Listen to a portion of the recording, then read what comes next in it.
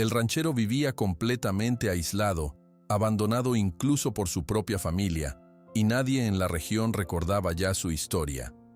Cuando la pandilla derribó el portón y empezó a destruir todo a los gritos, él no reaccionó.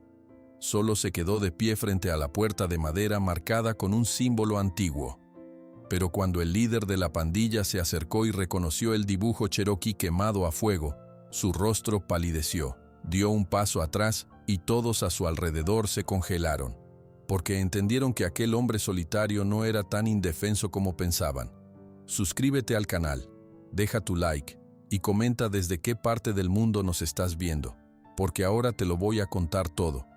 ¿Quién necesita personas cuando los animales son mejores amigos?, murmuró Eduardo mientras acariciaba el cuello de su caballo. Tú nunca me abandonarías, ¿verdad, Relámpago? El sol apenas asomaba por las montañas de Chihuahua cuando don Eduardo Ramírez ya estaba en pie. Como cada mañana durante los últimos 15 años, se levantaba cuando todavía estaba oscuro. A sus 60 años, mantenía esa rutina con la disciplina de un soldado. El rancho El Águila, ubicado a pocos kilómetros de Álamos Blancos, era su único hogar y refugio. Un lugar donde el silencio se interrumpía solamente por el canto de los gallos, el mugido ocasional de alguna vaca o el relincho de Relámpago, su fiel caballo. Eduardo caminó hasta el corral donde guardaba las gallinas. Tomó un puñado de maíz y lo esparció por el suelo. Buenos días, señoras. Hoy parece que tendremos calor, así que beban mucha agua. Les dijo como si pudieran entenderle. El rancho no era grande, pero tenía todo lo que Eduardo necesitaba. Un pequeño huerto donde cultivaba maíz, frijoles y chiles, un corral para sus animales, y la casa de adobe que construyó con sus propias manos cuando aún era joven. Después de alimentar a los animales, Eduardo entró a su cocina, preparó café en la vieja estufa de leña y cortó un trozo de pan duro que había horneado 3 días atrás. Mientras comía, sus ojos se detuvieron en la fotografía sobre la mesa. 2 niños sonrientes junto a una mujer hermosa. 15 años ya. Suspiró pesadamente. 15 años desde que María Elena se había ido, llevándose a sus hijos Alejandro y Lucía. El niño tenía apenas 15 años entonces. La niña, 13. Ahora serían adultos completos, personas que ya no reconocería. El sonido de un cuervo graznando lo sacó de sus pensamientos. Eduardo salió al porche y observó el horizonte. El día prometía ser caluroso, como todos los días de julio en esa parte de México. Necesito arreglar esa cerca antes de que el sol esté alto, se dijo a sí mismo. Mientras trabajaba en la cerca rota, su mente vagaba hacia el pasado. Pocas personas en Álamos Blancos sabían que Eduardo había pasado 10 años en Estados Unidos durante su juventud. Nadie sabía que allí había conocido a un anciano cherokee llamado Toro Sabio. Escucha al viento antes de escuchar a los hombres, le había enseñado el anciano. El viento nunca miente. Eduardo martilló un clavo con fuerza, recordando las largas noches junto al fuego, aprendiendo artes de supervivencia y defensa que los cherokees habían preservado por generaciones. Aprendió a moverse sin hacer ruido, a leer los rastros de animales, a usar plantas para curarse. Pero sobre todo, aprendió a esperar y observar. Cuando el sol estaba en lo alto, Eduardo regresó a la sombra del porche. Tomó agua de un jarro de barro y contempló su tierra. A veces se preguntaba si había valido la pena regresar a México. Había vuelto para cuidar a sus padres enfermos, y cuando murieron, la soledad se había convertido en su única compañía. De pronto, algo captó su atención. A lo lejos, en el camino polvoriento que llevaba al rancho, le pareció ver una figura moviéndose, entrecerrando ligeramente su ojo izquierdo, como siempre hacía cuando algo le preocupaba. Intentó distinguir mejor. «Trueno», llamó suavemente a su perro pastor alemán que dormitaba bajo la mesa. «Alguien nos observa». El perro levantó las orejas y miró en la dirección que señalaba su amo. Un gruñido bajo confirmó la sospecha de Eduardo. Esa noche, mientras cenaba frijoles con tortillas, Eduardo no podía quitarse de la cabeza aquella figura. Pocos viajeros pasaban por esos caminos, y menos aún se detenían a observar su propiedad. Mañana revisaré los límites del rancho, decidió, hablándole a la fotografía de sus hijos como si pudieran escucharlo. Toro Sabio siempre decía que hay que estar alerta como los animales del bosque. Antes de dormir, Eduardo salió a mirar las estrellas. La noche estaba clara y miles de puntos luminosos cubrían el cielo. Respiró profundamente, saboreando el aire limpio y fresco de la montaña. El silencio también es una respuesta, solo hay que saber escucharla, murmuró, repitiendo una de las enseñanzas de Toro Sabio. Sin embargo, algo en su interior le advertía que ese silencio pronto sería interrumpido. No sabía cómo, pero sentía que su vida solitaria estaba a punto de cambiar para siempre. En la lejanía, mucho más allá de donde alcanzaba su vista, en un bar ruidoso del pueblo de Santa Rosa, 5 hombres planeaban una visita al rancho El Águila. Su líder, Javier Mendoza, golpeó la mesa con fuerza mientras decía a sus compañeros: «Ese viejo tiene oro escondido, y nosotros vamos a encontrarlo. Ese viejo tiene oro escondido, y nosotros vamos a encontrarlo», dijo Javier Mendoza, golpeando la mesa del bar con su puño. El bar La Serpiente en Santa Rosa era un lugar sucio y oscuro.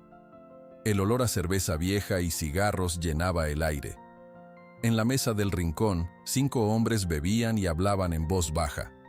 Eran los Escorpiones, la pandilla más temida de la región. «¿Estás seguro de que tiene oro?», preguntó Raúl, el cuchillo, un hombre delgado que jugaba con una navaja entre sus dedos. Javier asintió mientras tomaba un trago de tequila. «Mi contacto en Álamos Blancos me dijo que ese rancho guarda oro desde los tiempos de la Revolución. Los abuelos del viejo Eduardo lo escondieron para que los federales no lo encontraran, y ahí sigue». Carlos Sombra, un hombre de piel morena y ojos siempre alertas, se inclinó sobre la mesa. «He estado vigilando el lugar 3 días. El viejo vive completamente solo. Sale poco de su rancho. Solo tiene algunas vacas, gallinas y un caballo. Será fácil». Francisco Risas soltó una carcajada que hizo que varios clientes del bar voltearan a verlos. «Cállate, idiota», gruñó Javier. «No queremos que todo el pueblo sepa nuestros planes». Francisco bajó la voz pero seguía sonriendo. «Perdón, jefe. Es que me da risa pensar en la cara del viejo cuando lleguemos. ¿Lo vamos a matar?». «Solo si es necesario», respondió Javier. «Primero necesitamos que nos diga dónde está el oro». Diego el Mudo permanecía en silencio, como siempre. Era el más grande y fuerte de todos. Nunca hablaba, pero sus ojos no perdían detalle de la conversación. «¿Cuándo vamos?», preguntó Raúl, guardando su navaja. «Mañana, a las 12 del día», decidió Javier. «Cuando el sol esté más fuerte. A esa hora nadie sale de sus casas por el calor, y no habrá testigos». Carlos extendió un mapa rudimentario sobre la mesa. Con su dedo marcó una ruta entre las montañas. «Podemos llegar por este camino viejo, nadie lo usa ya, y nos dejará justo detrás del rancho. Sus perros no nos olerán hasta que sea tarde». «Perfecto», dijo Javier, terminando su tequila de un trago. «Llevaremos las 2 camionetas, Francisco, Diego y yo en la primera, Carlos y Raúl en la segunda». Mientras los otros miembros de la pandilla seguían discutiendo detalles, Javier quedó pensativo, mirando su vaso vacío. Había algo que no les había contado a los demás. Su abuelo, un viejo comerciante que viajaba entre México y Estados Unidos, le había hablado cuando era niño sobre símbolos especiales que usaban los indios cherokees, símbolos que protegían a las personas y lugares. «Nunca ataques a alguien protegido por el símbolo del águila», le había dicho su abuelo. «Los espíritus protectores enviarán 7 desgracias sobre ti, cada una peor que la anterior». Javier no creía en esas historias de viejos. Había robado y matado por años, y ningún espíritu lo había castigado.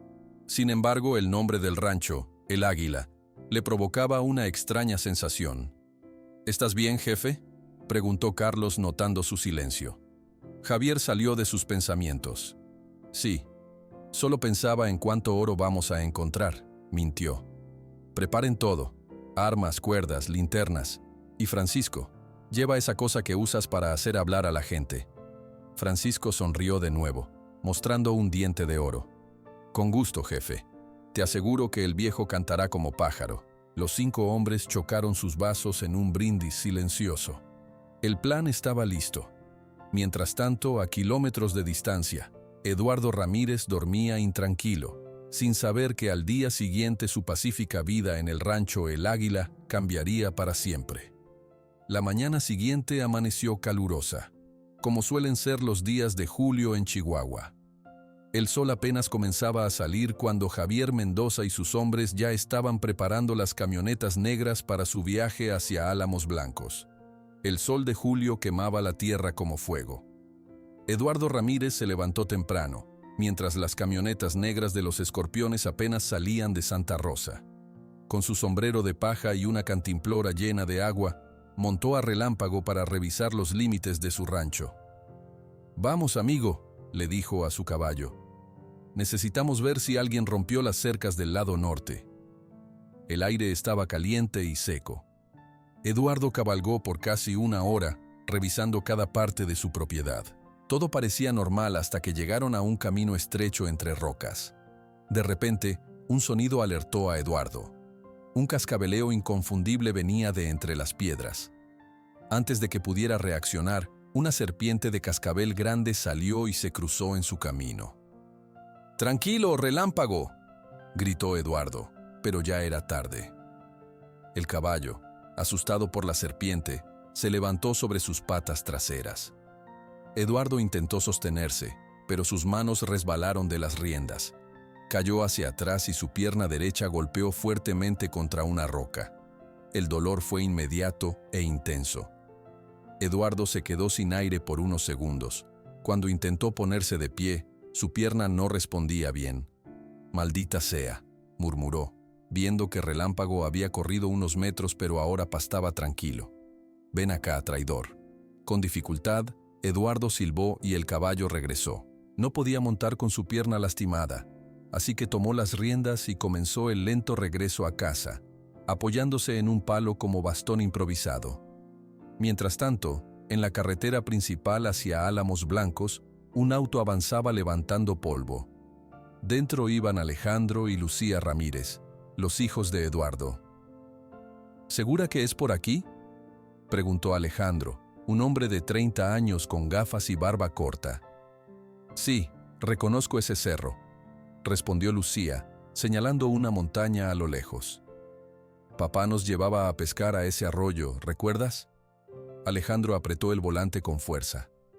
«Eso fue hace mucho tiempo, Lucía, 15 años. Por eso mismo debemos verlo», insistió ella. «El vecino me escribió que papá estuvo enfermo. No sabemos cuánto tiempo más tendremos para arreglar las cosas». Alejandro no respondió. Como ingeniero, estaba acostumbrado a resolver problemas complicados, pero la relación con su padre era algo que nunca había podido arreglar. Cuando llegaron al rancho El Águila, vieron a Eduardo acercándose lentamente por el camino, cojeando y apoyándose en un palo. «¡Es papá!», exclamó Lucía bajando rápidamente del auto. «¡Está herido!». Eduardo se detuvo, sorprendido. No podía creer lo que veían sus ojos. Allí estaban sus hijos, ahora adultos, parados frente a su casa. «¿Lucía? ¿Alejandro?». Su voz sonaba insegura. «Hola, papá», dijo Lucía, acercándose para ayudarlo. «¿Qué te pasó?». «Me caí del caballo. Una serpiente nos asustó», respondió Eduardo, sin saber qué más decir después de tanto tiempo. El encuentro fue incómodo. Nadie sabía qué palabras usar después de 15 años de silencio. Entraron a la casa, donde Lucía, con su experiencia como doctora, examinó la pierna de su padre. «No está rota», dijo después de revisar. «Pero tienes un golpe muy fuerte. Necesitas hielo y descanso». Lucía sacó vendas y medicinas de su bolso. Siempre llevaba un pequeño botiquín. Mientras tanto, Alejandro recorría la casa con ojos críticos. «El techo tiene goteras», comentó, «y vi que las cercas están rotas en varias partes». Eduardo asintió. No es fácil mantener todo solo. Alejandro salió y regresó con sus herramientas. Voy a arreglar esas goteras, dijo simplemente. Eduardo miró a sus hijos con una mezcla de confusión y gratitud. No entendía por qué habían venido después de tanto tiempo, pero algo dentro de él se sentía cálido por primera vez en años. Lucía preparó café mientras Eduardo descansaba en su silla favorita. ¿Cómo supieron dónde encontrarme?, preguntó finalmente. Mamá nos dio la dirección, respondió Lucía. Aunque nunca hablaba de ti, guardó tus cartas. Ella está bien, dijo Alejandro desde el techo, donde ya trabajaba. Se casó de nuevo hace 5 años. El silencio volvió a llenar la habitación. Había tantas preguntas, tantas palabras no dichas. Eduardo quería decirles cuánto los había extrañado, pero las palabras se quedaban atascadas en su garganta. De repente, el sonido de motores rompió el silencio. Alguien se acercaba al rancho. ¿Esperas visita?, preguntó Lucía asomándose por la ventana. Eduardo se levantó, ignorando el dolor en su pierna. No, dijo con voz grave. Nunca espero visitas. El ruido de motores se hacía más fuerte. Eduardo miró por la ventana y vio 2 camionetas negras acercándose a gran velocidad hacia su rancho. Entren a la casa, ordenó Eduardo a sus hijos. Esto no es una visita normal. ¿Quiénes son?, preguntó Alejandro bajando rápidamente del techo. No lo sé, pero no vienen para algo bueno. Las camionetas rompieron la cerca de entrada sin detenerse. Se detuvieron en el patio levantando una nube de polvo. 5 hombres armados bajaron y comenzaron a disparar al aire. «¡Salga de ahí, viejo!», gritó Javier Mendoza. «Sabemos que estás ahí». Desde la ventana, Eduardo vio cómo los hombres pateaban sus cubetas de agua y disparaban a las gallinas que corrían asustadas. Uno de ellos, Francisco Risas, pisoteaba las plantas de su huerto mientras se reía. «Papá, hay que llamar a la policía», susurró Lucía. «No hay señal de teléfono aquí», respondió Eduardo tomando su bastón. «Quédense dentro y no salgan». «No puedes enfrentarlos», exclamó Alejandro. «Son 5 y están armados». Pero Eduardo ya cojeaba hacia la puerta. Salió al porche y se paró firme, apoyándose en su bastón. Su rostro no mostraba miedo, solo una calma extraña. «¿Qué quieren en mi propiedad?», preguntó con voz clara. Javier se acercó, con su pistola en la mano. «Sabemos lo del tesoro, viejo, el oro de la revolución. ¿Vas a decirnos dónde está o vamos a...?» De repente, Javier se quedó callado. Sus ojos se fijaron en algo tallado en la puerta de madera. Un símbolo extraño, marcado con fuego. Era un círculo con líneas que parecían rayos y plumas. «¡Paren todos!», gritó Javier a sus hombres, su cara pálida como si hubiera visto un fantasma. Los otros 4 se detuvieron, confundidos por la reacción de su líder. «¿Qué pasa?», preguntó Carlos Sombra. «¿Por qué nos detenemos?». Javier no respondió de inmediato. Sus ojos no se apartaban del símbolo. Dentro de la casa, Lucía y Alejandro observaban todo desde la ventana. «¿Qué es eso en la puerta que tanto mira?», preguntó Lucía. «El símbolo Cherokee», respondió Alejandro. «Papá siempre lo tuvo allí. Es el símbolo del protector del bosque, o algo así. Nos contaba historias sobre ello cuando éramos niños». Un plan comenzó a formarse en la mente de Alejandro. «Lucía, traje un regalo para papá. Es un pequeño dron con luces. Está en mi mochila. También instalé unos altavoces en los árboles esta mañana, como sorpresa para tocar música. Podemos usarlos». «¿Para qué?». «Para asustar a esos tipos». Si recuerdo bien, papá decía que el símbolo protegía con 7 señales de advertencia. Podemos crear esas señales. Mientras tanto, afuera, Francisco Risas se estaba impacientando. «¿Qué te pasa, jefe?». «Es solo un viejo indefenso con un palo». «Ese símbolo», murmuró Javier. «Mi abuelo me contó sobre él. Es un símbolo de protección cherokee». «¿Y qué?», se burló Francisco. «¿Ahora crees en cuentos de indios?». En ese momento, un cuervo negro grande descendió del cielo y se posó en el hombro de Eduardo. El viejo ranchero ni siquiera se inmutó. Solo miró fijamente a los intrusos. La primera señal, susurró Javier, dando un paso atrás. Esto es ridículo, dijo Francisco, avanzando hacia Eduardo con su pistola en alto. Danos el oro, viejo, o te vuelo la cabeza. Quien viene con violencia será recibido, respondió Eduardo con una voz que sonaba extrañamente fuerte y clara. Dentro de la casa, Alejandro había preparado el dron y conectado su teléfono a los altavoces ocultos en los árboles. «Prepárate», le dijo a Lucía.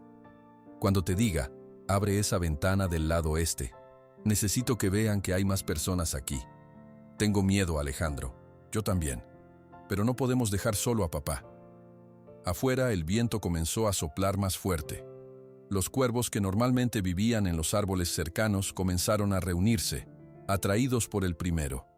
Pronto, docenas de pájaros negros volaban en círculos sobre el rancho. Los caballos en el establo comenzaron a relinchar nerviosamente. Incluso los perros que los bandidos habían traído parecían inquietos, ladrando y jalando sus correas. «¿Qué está pasando?», preguntó Raúl, el cuchillo, mirando al cielo que se oscurecía con pájaros. «La segunda señal», dijo Javier, su voz apenas audible. «Viene la tormenta». El cielo seguía oscureciéndose mientras más cuervos volaban sobre el rancho El Águila. Francisco Risas apuntaba su pistola directamente a la cabeza de Eduardo. «No me asustas, viejo», dijo Francisco. «Los pájaros son solo pájaros y el viento es solo viento. Ahora dime dónde está el oro». Dentro de la casa, Alejandro activó su dron. El pequeño aparato salió volando por una ventana trasera, con luces rojas parpadeando. Al mismo tiempo, presionó el botón de su teléfono y un sonido de tambores indígenas comenzó a sonar desde los altavoces escondidos en los árboles. «Ahora, Lucía», gritó Alejandro. Lucía abrió la ventana este. La luz del sol entrando mostró claramente que había más personas en la casa. Afuera la tierra comenzó a temblar ligeramente. Una nube de polvo rojo se levantó del suelo, girando con el viento. El dron volaba en círculos, sus luces creando figuras extrañas en el aire. «La tercera señal», exclamó Javier, ahora realmente asustado. «La tierra se mueve». «Son trucos», gritó Francisco, y disparó su pistola hacia Eduardo. Lo que pasó después dejó a todos congelados. La bala pareció detenerse en el aire frente a Eduardo, y luego cayó al suelo.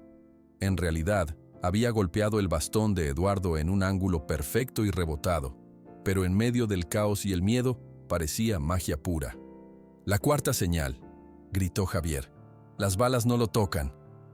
Carlos Sombra intentó correr hacia las camionetas, pero los cuervos bajaron en picada, obligándolo a cubrirse la cabeza. «Esto está mal, Javier», gritó Carlos. «Vámonos de aquí». Diego el mudo, que nunca hablaba, de repente abrió la boca. «Nos va a matar a todos».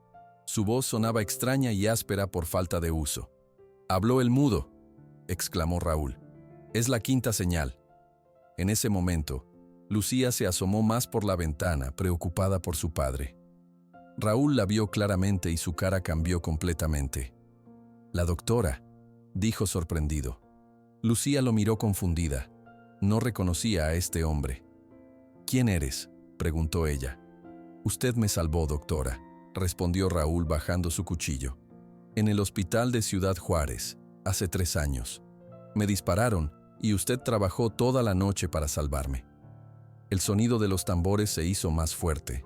El dron volaba más bajo ahora, sus luces creando formas que parecían guerreros antiguos bailando. Francisco intentó disparar de nuevo, pero su arma se encasquilló. «Es la sexta señal», dijo Javier, ya casi histérico. «Las armas fallan». «No puedo hacer esto», declaró Raúl, tirando su cuchillo al suelo. «Le debo mi vida a esa mujer. No voy a lastimarla ni a su padre». Javier miró a Raúl con furia. «Traidor», gritó apuntando su pistola hacia él. «Si estás con ellos, morirás con ellos». En ese instante, Eduardo silbó de una manera especial.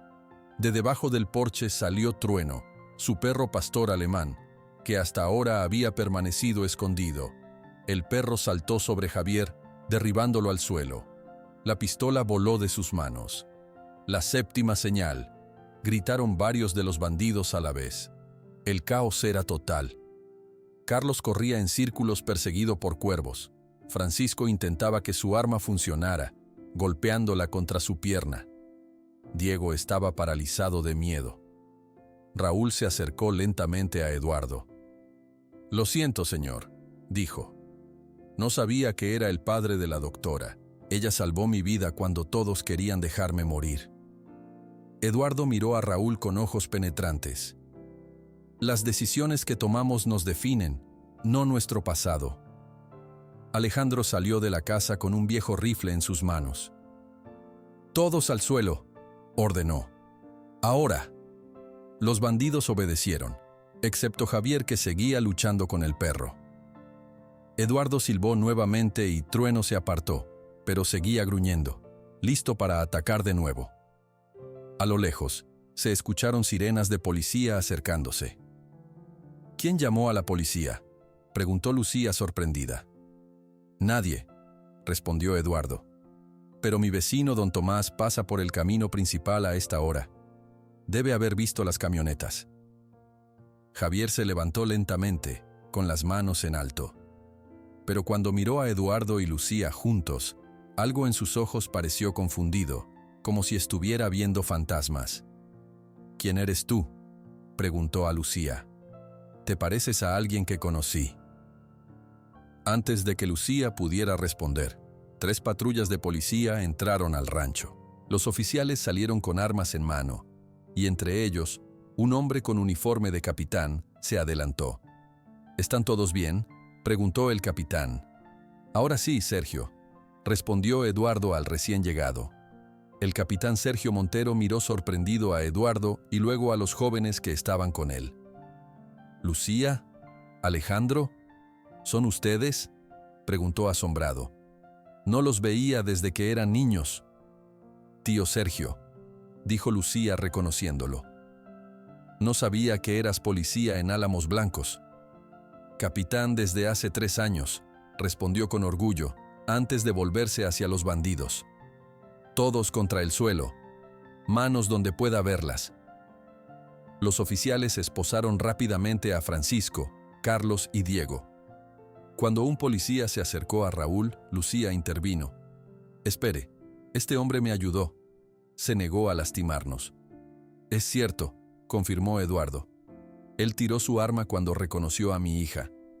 El capitán Montero miró a Raúl con suspicacia. «¿De qué conoces a la doctora Ramírez?». Raúl mantuvo la mirada baja mientras hablaba. «Hace 3 años en Ciudad Juárez me dispararon en el pecho. Todos los doctores pensaban que iba a morir. La doctora Lucía fue la única que intentó salvarme. Trabajó toda la noche. Nunca supo quién era yo». «Es cierto», dijo Lucía recordando finalmente. «Tuvimos un paciente con herida de bala muy grave. Todos lo daban por perdido, pero logró sobrevivir. Nunca supe su nombre completo. Lo registraron como Raúl M. Javier, ya esposado, escupió al suelo con desprecio. Siempre supe que eras débil, Raúl. Por una mujer traicionas a tus hermanos». «No es traición pagar una deuda de vida», respondió Raúl sin mirarlo. «Tú no entiendes de honor, Javier». El capitán Montero ordenó a sus hombres que llevaran a los detenidos a las patrullas. Pero antes, se acercó a Javier, que seguía mirando fijamente a Lucía y Eduardo. «¿Por qué vinieron aquí?», preguntó el capitán. «Por el oro de la revolución», respondió Javier. «Todos saben que la familia Ramírez escondió oro aquí durante la guerra». Eduardo negó con la cabeza. «No hay ningún oro. Ese es solo un cuento viejo». «Mientes», gritó Javier. «Mi abuelo me contó sobre este lugar». Algo en las palabras de Javier hizo que Eduardo lo mirara con más atención. «¿Tu abuelo? ¿Quién era tu abuelo?» «Fernando Mendoza, comerciante de Ciudad Juárez. Viajaba entre México y Estados Unidos. Conocía bien estas tierras». Eduardo palideció. «¿Fernando Mendoza? ¿Nacido en Valle Dorado?» «Sí», respondió Javier sorprendido. «¿Cómo lo sabes?». Antes de que Eduardo pudiera responder, el capitán Montero intervino. Hablaremos de esto en la comisaría. Ahora todos ustedes van presos por intento de robo, daño a propiedad privada y amenazas con armas de fuego. Cuando las patrullas se alejaron, solo quedaron Raúl, Eduardo y sus hijos. Un oficial permanecía vigilando a Raúl, aunque no lo había esposado. Gracias por defenderme, dijo Raúl a Lucía. Nunca pude agradecerte por salvarme la vida. Lucía se acercó a él. ¿Por qué estabas con esos hombres? Eres mejor que ellos. Lo vi cuando te atendí. Raúl suspiró. Cuando uno nace en ciertos lugares, no hay muchos caminos. Mi padre era un carnicero borracho que me enseñó a usar cuchillos antes que a leer. Cuando murió, no conocía otra vida. Eduardo, apoyado en su bastón, observaba la escena en silencio. Finalmente habló. Las personas pueden cambiar si realmente lo desean. Mi maestro Toro Sabio decía que todos tenemos dos caminos frente a nosotros cada mañana al despertar. Alejandro, que había estado callado, intervino. Tío Sergio dijo que nos verá más tarde en la comisaría para tomar nuestras declaraciones. Deberíamos entrar y descansar un poco. Ha sido un día muy difícil. Dentro de la casa, Eduardo preparó café para todos, incluido Raúl, bajo la vigilancia del oficial. Mientras bebían, Lucía notó varias fotos viejas en la pared. «Papá, ¿quién es este hombre que se parece tanto a ti?», preguntó, señalando una fotografía. Eduardo se acercó con dificultad. «Es Miguel, mi hermano menor. Murió hace muchos años en un accidente de carro». «Nunca nos hablaste de un hermano», dijo Alejandro. «Hay muchas cosas de las que nunca hablé», respondió Eduardo con tristeza. «Miguel murió joven. Tenía un hijo pequeño que fue a un orfanato porque no tenía más familia. Lo buscamos, pero nunca lo encontramos». Un silencio pesado llenó la habitación. Raúl miró la foto con atención. «Se parece a Javier», murmuró. Eduardo asintió lentamente. «Eso pensé cuando lo vi de cerca. Y su abuelo Fernando Mendoza era amigo de Toro Sabio. No puede ser coincidencia». Lucía y Alejandro intercambiaron miradas sorprendidas. «¿Estás diciendo que Javier podría ser?», comenzó Lucía. «Nuestro primo», completó Alejandro. «El hijo perdido del tío Miguel». Eduardo tomó la foto de la pared y la miró fijamente. «Necesitamos hablar con Sergio y revisar los documentos de Javier Mendoza. Si es quien creo que es, su verdadero nombre sería Javier Ramírez». La tarde caía sobre el rancho El Águila cuando Eduardo, sus hijos y Raúl llegaron a la pequeña comisaría de Álamos Blancos. El capitán Sergio Montero los esperaba en su oficina con varios documentos sobre su escritorio. «Gracias por venir», dijo Sergio. «Tengo información importante sobre estos bandidos». Eduardo colocó la fotografía de su hermano Miguel sobre la mesa. «Sergio, necesito saber algo. El hombre que se hace llamar Javier Mendoza, ¿tienes sus documentos de identidad?». El capitán asintió y sacó una carpeta. «Es curioso que preguntes. Encontramos algo extraño. Su licencia de conducir dice Javier Mendoza, pero cuando buscamos sus huellas en el sistema, apareció otro nombre, Javier Ramírez, nacido en Ciudad Juárez hace 40 años». Eduardo y sus hijos intercambiaron miradas. «¿Tiene su certificado de nacimiento?», preguntó Lucía. «Sí. Aquí está». Sergio les mostró un papel viejo. Sus padres fueron Miguel Ramírez y Laura Mendoza. Parece que tomó el apellido de su madre. Eduardo tomó el certificado con manos temblorosas. «Es él», murmuró. «El hijo de mi hermano, mi sobrino». Alejandro miró el documento con ojos de ingeniero, analizando cada detalle. «Las fechas coinciden, papá. Tío Miguel murió cuando Javier tenía apenas 1 año. Necesito hablar con él», dijo Eduardo levantándose. En las celdas, Javier estaba separado de sus compañeros. Sentado en una banca, miraba fijamente la pared cuando vio entrar a Eduardo, Sergio y los demás. «¿Vienes a burlarte, viejo?», preguntó con amargura. «No», respondió Eduardo suavemente. «Vengo a mostrarte algo». Le entregó la fotografía a través de los barrotes. Javier la tomó con desconfianza. ¿Quién es este hombre que se parece a ti? Mi hermano Miguel, tu padre. Javier se quedó inmóvil, como si las palabras lo hubieran golpeado físicamente. Mientes, susurró. Yo no tengo familia. Crecí en orfanatos. Porque Miguel murió cuando eras muy pequeño, explicó Eduardo. Tu madre Laura había fallecido en tu nacimiento. Nadie sabía de tu existencia hasta que fue demasiado tarde. Te buscamos durante años. Sergio mostró el certificado de nacimiento a Javier. Tu verdadero nombre es Javier Ramírez. Tomaste el apellido Mendoza de tu madre o quizás de tu abuelo materno. Las manos de Javier temblaban mientras sostenía los documentos. Mi abuelo Fernando, murmuró. Él me visitaba en el orfanato hasta que murió cuando yo tenía 7 años. Era el único que se preocupaba por mí. Fernando era amigo de mi maestro Toro Sabio, dijo Eduardo. Por eso conocía los símbolos cheroquis. Él debió reconocer el símbolo del protector del bosque en mi puerta y te contó sobre él. Los ojos de Javier se llenaron de lágrimas que luchaba por contener. Él siempre me hablaba de un hombre que conocía la magia de los indios. Decía que algún día me llevaría a conocerlo, pero murió antes de poder hacerlo. Lucía se acercó a los barrotes. Eso significa que somos primos, somos familia, Javier. Javier miró a Lucía como si la viera por primera vez. ¿Te pareces a ella? A mi madre. Tengo una vieja foto que mi abuelo me dio. En otra celda, Carlos, Francisco y Diego escuchaban la conversación con incredulidad. ¿Estás diciendo que atacaste a tu propio tío?, gritó Carlos. Esto es una locura. Cállate, ordenó Sergio. Ustedes enfrentan cargos graves. Mientras tanto, Raúl permanecía en silencio, observando todo desde una esquina. No estaba esposado ni encerrado, gracias a la intervención de Lucía. Eduardo miró a su recién descubierto sobrino con una mezcla de tristeza y esperanza. Javier, has cometido muchos errores. Tendrás que responder por ellos ante la ley. Pero cuando termines de pagar tu deuda con la sociedad, tendrás un lugar en el rancho El Águila si quieres empezar de nuevo. Javier no respondió inmediatamente.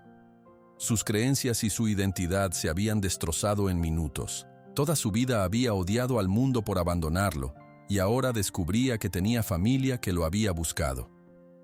¿Por qué harías eso por mí?, preguntó finalmente. Intenté robarte, te amenacé.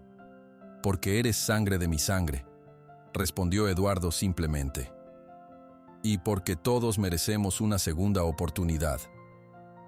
Sergio tosió suavemente para llamar la atención. Eduardo, esto no cambia los cargos contra él. La ley debe seguir su curso. Lo entiendo, asintió Eduardo. Solo pido que se consideren todas las circunstancias cuando llegue el juicio. Al salir de la comisaría, la noche ya había caído sobre álamos blancos. Eduardo, sus hijos y Raúl caminaron en silencio hacia la camioneta que los llevaría de regreso al rancho. ¿De verdad le ofrecerás un lugar a Javier después de todo lo que hizo?, preguntó Alejandro con escepticismo. Toro Sabio me enseñó que el camino de la redención está abierto para todos, respondió Eduardo. Yo lo recorrí, y ahora es su turno. El amanecer llegó a la pequeña cárcel de Álamos Blancos. Javier Mendoza, o mejor dicho, Javier Ramírez, no había dormido en toda la noche. Sentado en su celda, miraba una y otra vez la fotografía de Miguel Ramírez, el hombre que ahora sabía era su padre. No puedo creerlo, murmuró para sí mismo. Toda mi vida pensé que nadie me quería. En la celda de al lado, Francisco Risas ya no reía. Carlos Sombra y Diego el Mudo dormían incómodos en el suelo frío.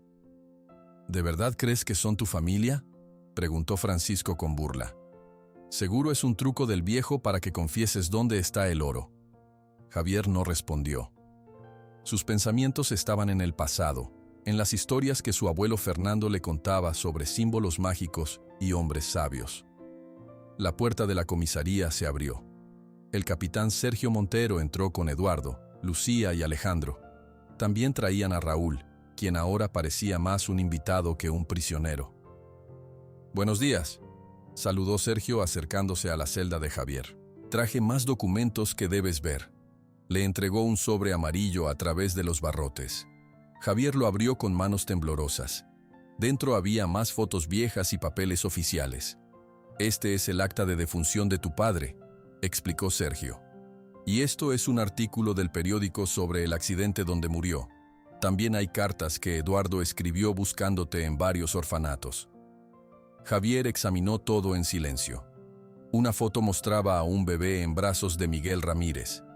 Otra mostraba a un hombre mayor, su abuelo Fernando, junto a un anciano de rasgos indígenas. ¿Quién es este hombre con mi abuelo?, preguntó señalando al anciano. Toro Sabio, respondió Eduardo acercándose. Mi maestro Cherokee. Tu abuelo y él eran buenos amigos. Fernando venía de visita al rancho cada verano. Los ojos de Javier se abrieron con sorpresa. El rancho, el águila. Mi abuelo me hablaba de ese lugar. Decía que era mágico, que allí los espíritus protegían a las personas buenas. Eran las enseñanzas de Toro Sabio, explicó Eduardo. Fernando las conocía bien. Javier guardó silencio por un momento, procesando toda la información. Luego miró a Lucía. Mi madre, ¿cómo era ella? Lucía negó con la cabeza. Lo siento, tampoco la conocimos. Papá, ¿tú recuerdas a Laura? Eduardo asintió. Era una mujer hermosa y fuerte. Tenía tu misma mirada, Javier. Murió poco después de que nacieras, por complicaciones del parto. Miguel quedó devastado. ¿Y por qué nunca vino a buscarme al orfanato?, preguntó Javier con amargura. Lo hizo, respondió Eduardo tristemente. Pero cuando Miguel supo que estabas enfermo, manejó toda la noche bajo la lluvia para llegar a ti. Su carro se salió del camino en una curva. Murió al instante. Una lágrima escapó por la mejilla de Javier, la primera que derramaba desde niño. Siempre pensé que me habían abandonado porque no me querían, susurró. Crecí odiando a una familia que nunca conocí.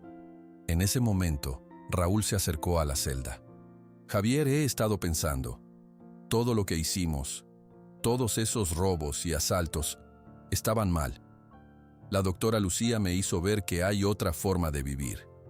Javier miró a su compañero con sorpresa. ¿Ahora eres un santo, Raúl? No, respondió Raúl seriamente. Solo un hombre que está cansado de hacer daño a los demás. Un hombre que quiere cambiar. El capitán Montero revisó su reloj. El juez llegará en 2 horas para la audiencia preliminar. Todos deben prepararse.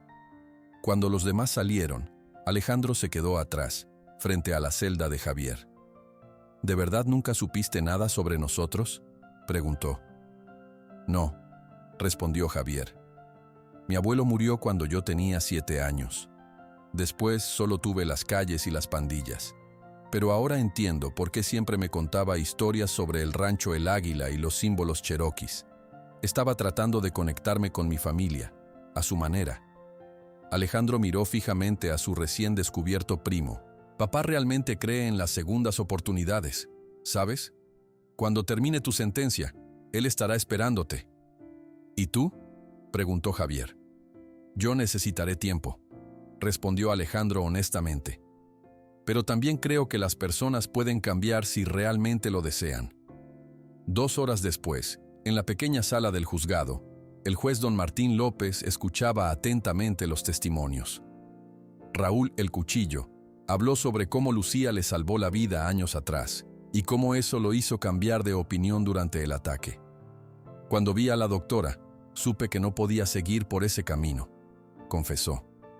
Le debo mi vida y decidí hacer lo correcto por primera vez. Eduardo testificó sobre el parentesco con Javier y pidió clemencia para su sobrino. Ha cometido errores graves, señor juez, pero acaba de descubrir su verdadera identidad y familia. Creo que merece una oportunidad de redimirse. Mientras esperaban el veredicto, Javier miró hacia donde estaban sentados Eduardo, Lucía y Alejandro. Y, por primera vez en muchos años, no se sentía solo en el mundo. El juez Martín López se acomodó sus lentes antes de hablar. La pequeña sala del juzgado de Valle Dorado estaba en completo silencio. Después de escuchar todos los testimonios, comenzó el juez. He tomado mi decisión. Todos se pusieron de pie. Carlos Sombra, Francisco Risas y Diego el Mudo miraban al suelo, sabiendo que enfrentaban largos años en prisión. Carlos Vega, Francisco Ortiz y Diego Torres. Los condeno a 15 años de prisión por múltiples delitos de robo, asalto a mano armada y pertenencia a banda criminal. Los 3 hombres fueron llevados por los guardias sin protestar. Ahora le tocaba a Raúl. Raúl Morales, aunque participaste en los mismos delitos, tu acto de valentía al proteger a la familia Ramírez y tu cooperación completa con las autoridades me permiten reducir tu sentencia a 3 años, con posibilidad de libertad condicional después de 1. Raúl asintió, agradecido. Gracias, señor juez. Finalmente, todos miraron a Javier. El juez lo observó largamente antes de hablar. Javier Ramírez, tus crímenes son graves y merecen castigo. Sin embargo, las circunstancias extraordinarias de este caso me hacen considerar una alternativa. Un murmullo recorrió la sala. El juez continuó. Te sentencio a 5 años, pero permitiré que los últimos 3 sean bajo arresto domiciliario en el rancho El Águila, supervisado por tu tío Eduardo Ramírez. Deberás usar un brazalete electrónico, realizar servicio comunitario en Álamos Blancos y asistir a terapia semanal. Eduardo sonrió ligeramente. Era exactamente lo que había pedido. Gracias, señor juez, dijo Javier con voz apenas audible. Te estoy dando esta oportunidad, añadió el juez con severidad, porque creo que cada persona merece una segunda oportunidad si muestra verdadero arrepentimiento. No la desperdicies. Una semana después, Eduardo, Lucía y Alejandro regresaron al rancho El Águila. El sol brillaba con fuerza mientras Alejandro estacionaba su camioneta frente a la casa. Bien, dijo Alejandro mirando alrededor. Hay mucho trabajo por hacer aquí. Eduardo observó a su hijo con curiosidad. ¿A qué te refieres? Pedí un mes de vacaciones en mi trabajo, explicó Alejandro. Voy a arreglar esta casa como debe ser. El techo, las cercas, todo. Y yo pedí 2 meses en el hospital, añadió Lucía. Podría atender pacientes aquí los fines de semana. Muchas personas en estas comunidades no pueden llegar al hospital de la ciudad. Eduardo no pudo ocultar su sorpresa. Pensé que volverían a la ciudad después del juicio. Lucía tomó la mano de su padre. Papá, 15 años son demasiado tiempo. Queremos recuperar algo de ese tiempo perdido. Esa tarde, Alejandro subió al techo con herramientas y materiales que había comprado en el pueblo. Eduardo lo observaba desde abajo, sosteniendo la escalera. ¿Dónde aprendiste a reparar techos?, preguntó Eduardo. En la universidad tuve que trabajar en construcción para pagar mis estudios, respondió Alejandro mientras martillaba. Además, soy ingeniero. Esto es fácil para mí. Lucía salió de la casa con limonada para ambos. Papá, estuve revisando tus medicinas. No estás tomando lo que necesitas para tu presión alta. Eduardo sonrió. No es fácil ir al médico cuando vives solo en el campo. Ahora tienes una doctora en casa, respondió Lucía con firmeza. Y voy a cuidarte bien. Durante las siguientes semanas, el rancho comenzó a transformarse. Alejandro instaló paneles solares y un sistema de riego moderno para el huerto. Lucía arregló una habitación pequeña como consultorio médico y comenzó a atender a vecinos de comunidades cercanas los sábados. Un mes después, llegó el día que esperaban. El capitán Sergio Montero trajo a Javier al rancho. Con un brazalete electrónico en el tobillo, Javier bajó de la patrulla mirando con asombro el lugar. «Bienvenido al rancho El Águila», dijo Eduardo extendiéndole la mano. «Tu nuevo hogar». Javier tomó su mano con inseguridad. «¿Por qué haces esto por mí? Después de todo lo que hice».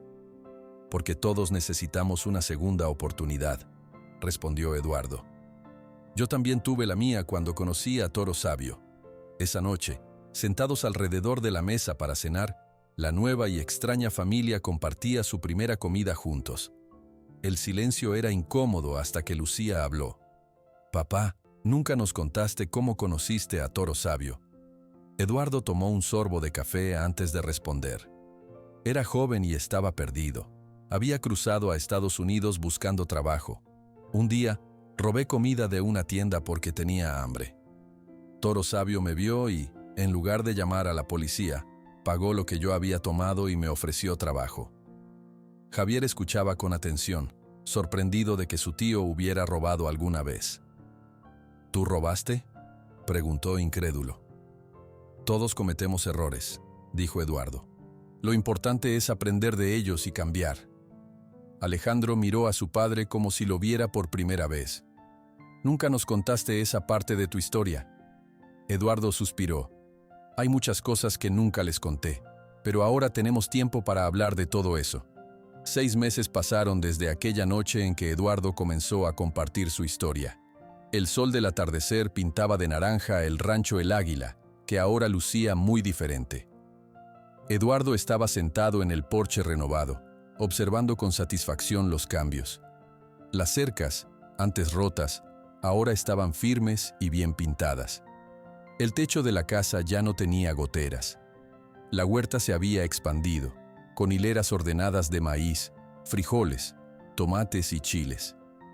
En el techo brillaban paneles solares que Alejandro había instalado. «El café está listo, papá», dijo Lucía saliendo con 2 tazas humeantes. «¿Has visto a Javier?» «Está terminando de alimentar a los animales», respondió Eduardo aceptando la taza. «Ha aprendido rápido». Lucía se sentó junto a su padre. Ya no era una visitante, sino parte permanente del rancho. Había abierto una pequeña clínica en Álamos Blancos, donde trabajaba 3 días a la semana. Los fines de semana viajaba a comunidades alejadas para atender a quienes no podían llegar al pueblo. Alejandro llamó, comentó. Vendrá mañana con los nuevos materiales para la ampliación del establo. Aunque Alejandro había regresado a su trabajo en la ciudad, visitaba el rancho cada 2 semanas. Siempre traía herramientas, materiales o nuevas ideas para mejorar el lugar. En la distancia, vieron a Javier acercarse. Ya no parecía el mismo hombre que había llegado a robar 6 meses atrás. Su rostro estaba bronceado por el sol. Su mirada era más tranquila. Aunque aún llevaba el brazalete electrónico en el tobillo, se movía con la confianza de quien está en su hogar. «Las vacas están alimentadas», informó Javier al llegar. «Y Relámpago parece mejor de su pata». «Gracias», dijo Eduardo con una sonrisa. «¿Estás listo para mañana?» Javier asintió. Cada sábado, como parte de su servicio comunitario, ayudaba a construir casas para familias pobres en Santa Rosa. Había descubierto que tenía habilidad para la carpintería, algo que nunca hubiera imaginado en su vida anterior. «Don Tomás dijo que terminaremos el techo de la casa de la señora Guadalupe», respondió Javier, «y luego haremos una rampa para su silla de ruedas». El ladrido de un perro anunció la llegada de alguien. Un viejo camión se detuvo frente a la casa. Raúl bajó con una bolsa grande en la mano. «Buenas tardes», saludó acercándose. «Traje las medicinas que pediste, Lucía». Raúl había cumplido su año de condena y, gracias al buen comportamiento y la recomendación del capitán Montero, había obtenido libertad condicional. Eduardo le ofreció trabajo cuidando los animales del rancho, y él había aceptado agradecido. «Justo a tiempo», respondió Lucía tomando la bolsa. «Mañana visitaré el encino y hay muchos niños que necesitan vacunas». Todos entraron a la casa para cenar. La mesa, antes solitaria donde Eduardo comía solo, ahora estaba llena. La cocina olía a tortillas recién hechas y frijoles con chile. Mientras cenaban, Eduardo observaba a su nueva familia con ojos brillantes. «Tengo algo importante que decirles», anunció finalmente. «Hoy es un día especial». «¿Por qué, papá?», preguntó Lucía. «Hoy se cumplen exactamente 6 meses desde que volvimos a estar juntos», respondió Eduardo. «Y quiero enseñarles algo». Después de cenar, Eduardo los llevó al porche. La luna llena iluminaba el rancho con luz plateada. «El símbolo tallado en nuestra puerta», dijo Eduardo señalando la marca que había asustado a Javier meses atrás. Todos vieron cómo nos protegió, pero su significado es más profundo. Los demás se acercaron para ver mejor el antiguo símbolo cherokee. El símbolo del protector del bosque no solo aleja el peligro, explicó Eduardo. También representa la conexión entre todas las cosas vivas. Nos recuerda que nuestras acciones tienen consecuencias y que siempre podemos elegir un camino mejor. Eduardo tomó un pequeño balde con tierra y herramientas de jardinería. Síganme. Los llevó hasta un espacio abierto cerca de la casa, donde había preparado un hoyo en la tierra. Cada año en mi cumpleaños, planto un árbol, dijo Eduardo. Tengo 60 árboles en este rancho, uno por cada año de mi vida. Sacó un pequeño retoño de encino del balde. Este árbol será diferente, continuó. No representará solo mi vida, sino la nuestra juntos, nuestra familia reconstruida, uno por uno. Fueron colocando el arbolito en el hoyo y añadiendo tierra alrededor. Cuando terminaron, Eduardo sacó su navaja y talló cuidadosamente el símbolo del protector del bosque en un lado del joven tronco. Ahora cada uno añadirá su propia marca junto a este símbolo, dijo, ofreciendo la navaja a Lucía. Ella talló un pequeño corazón, símbolo de curación.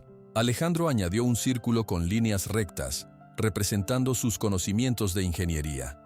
Javier dudó un momento antes de tallar una espiral que comenzaba pequeña y se hacía más grande, simbolizando su transformación. Raúl añadió una simple línea horizontal, un nuevo comienzo. Cuando terminaron, formaron un círculo alrededor del árbol recién plantado. La luna brillaba sobre ellos, y por un momento, pareció que las estrellas también se acercaban para observar. Toro Sabio me enseñó que la verdadera familia no es solo la de sangre, dijo Eduardo con voz suave pero firme. Es la que construimos día a día con nuestras acciones y nuestro amor. En ese momento el rancho El Águila ya no era un lugar de soledad, sino un hogar lleno de segundas oportunidades y nuevos comienzos. El símbolo en la puerta, que antes servía para mantener alejado el peligro, ahora representaba algo más. La unión de personas que, pese a sus diferencias y errores pasados, habían encontrado su camino de regreso a casa.